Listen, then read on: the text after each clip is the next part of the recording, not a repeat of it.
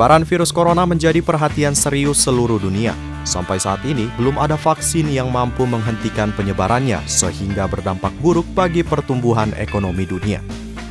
Penyebaran virus corona yang telah menyebar ke negara di luar Tiongkok mengakibatkan kejatuhan ekonomi yang signifikan.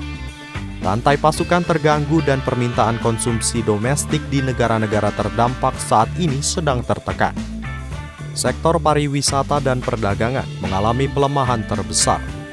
Institute for Development of Economics and Finance memproyeksi ekonomi Indonesia berpotensi kehilangan 127 triliun rupiah seiring dengan prospek pertumbuhan yang kian tertekan. Pemerintah sebelumnya telah menyatakan bahwa setiap penurunan ekonomi Tiongkok sebesar 1% akan berimbas pada penurunan ekonomi Indonesia sebesar 0,3%. Pertama tentu ini kita cukup prihatin ya, karena coronavirus itu munculnya dari sebuah tempat di mana Wuhan itu termasuk pusat bisnis yang besar di China. Kita tahu bahwa kalau pusat bisnis berarti dia punya interaksi dengan banyak negara, dengan banyak orang, apalagi situasi sekarang kan perekonomian dunia ini tidak ada lagi sekat-sekat antar negaranya.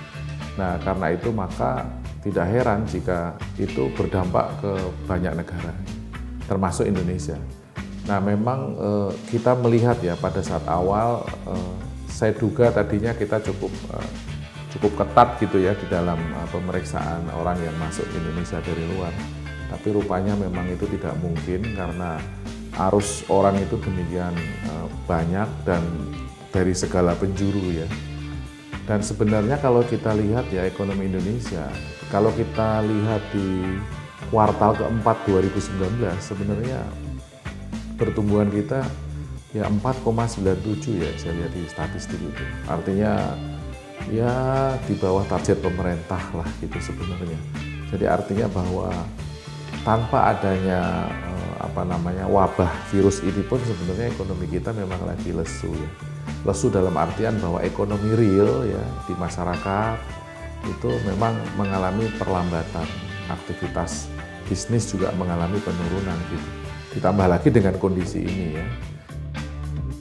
Atas kondisi ini, pemerintah dinilai perlu mengambil langkah ekstra agar ekonomi Indonesia tidak terinfeksi virus corona. Mengingat virus mematikan itu masih memakan korban. Langkah ekstra berarti kebijakan yang dapat diimplementasikan dalam jangka pendek hingga menengah. Untuk menjaga pertumbuhan agar tidak tergerus, pemerintah terus melakukan koordinasi dengan Bank Indonesia dalam memberikan vitamin untuk menstimulus ekonomi Indonesia. Satu di antaranya adalah stimulus untuk sektor wisata, karena pemasukan ekonomi dari sektor tersebut banyak mengalami tekanan akibat wabah corona.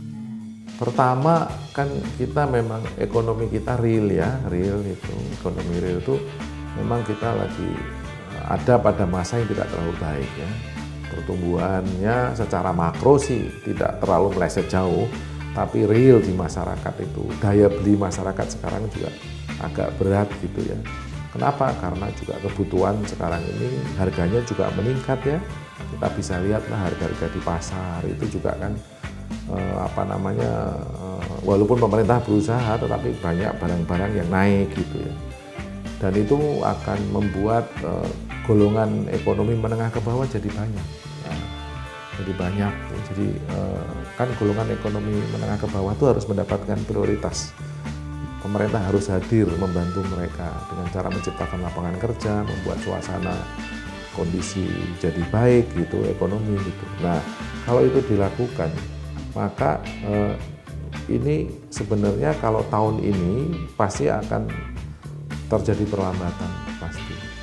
Nah, kalau semuanya bisa ditangani dengan bagus dan misalnya kita perkirakan ya, kita nggak akan tahu, tapi dengan kekuatan semua negara menghambat itu, katakanlah nanti mungkin bulan Juni gitu sudah mulai mereda, syukur-syukur bulan Mei, maka kita berharap sih paling tidak di tahun ini itu bisa kita kendalikan kondisi ekonominya gitu ya, situasi bisnisnya ya, kemungkinan tahun depan gitu, di bulan-bulan awal itu sudah mulai baik gitu. Jadi kita dengan kondisi ini berarti butuh waktu 1 tahun ya untuk bisa menstabilkan itu.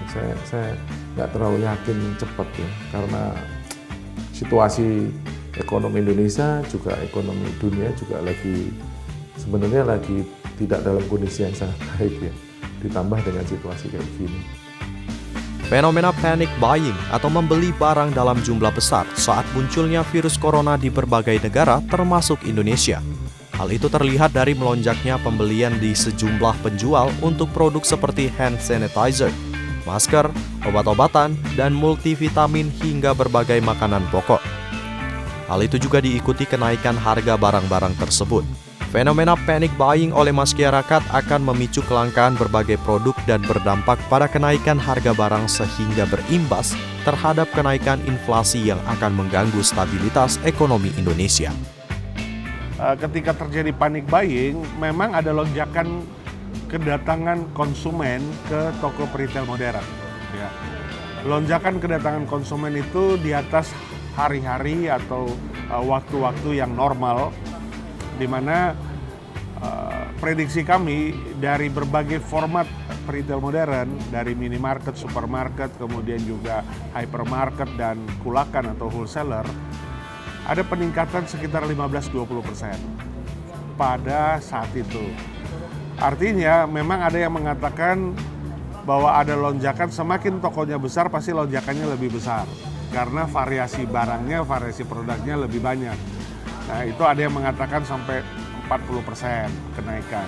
Tapi ada juga yang klasifikasi minimarket misalnya, karena memang ketersediaan barangnya juga sedikit, hanya luasan 60-80 meter, maka kenaikannya cuma sekitar 5% atau 10%. Jadi Aprindo mencatat dari seluruh anggota dan seluruh tipe retail modern 15-20%. Nah, ini yang terjadi, tetapi sekali lagi yang kami mau garis bawahi, ini hanya sesaat saja, hanya beberapa waktu saja. Jadi setelah diumumkan pada siang hari, ini terjadi sore ke malam hari, kemudian hanya terjadi di beberapa kota atau wilayah Indonesia dan hanya terjadi pada beberapa toko saja yang merupakan anggota retail modern Indonesia. Masyarakat Indonesia tidak perlu panic buying akibat wabah virus corona di Indonesia.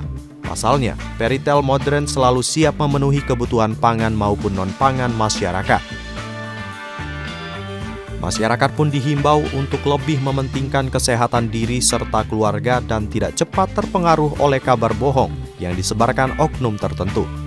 Di sisi lain, Peritel tetap meminta untuk melayani kebutuhan masyarakat serta mengambil tindakan atau kebijakan yang dianggap perlu untuk memastikan masyarakat terlayani dengan baik. Ya, secara prinsip kami intens berkoordinasi dengan supplier, distributor maupun juga produsen. Karena memang Aprindo atau pelaku usaha toko retail modern tidak pernah memproduksi barang. Ya. Jadi barang itu adalah barang yang dihasilkan produsen atau juga yang disalurkan oleh distributor. Kita berupaya untuk berkoordinasi untuk mereka bisa meningkatkan kapasitas produknya, jumlah produknya, dan mendistribusikan sesecepat mungkin, sesegera mungkin. Sehingga ketersediaan barang itu tetap ada dan tetap tersedia bagi masyarakat. Upaya-upaya itu sudah secara standar operating procedure SOP pasti dilakukan oleh setiap retail dalam segala suasana yang abnormal. Secara otomatis dalam suasana yang ekstrim atau abnormal, banjir, gempa bumi, atau kemarin wabah corona, itu SOP-nya langsung berjalan bahwa langsung berkoordinasi dengan produsen maupun distributor untuk bagaimana dapat meningkatkan kapasitas dan dapat mengirimkan barang dalam waktu singkat dan segera.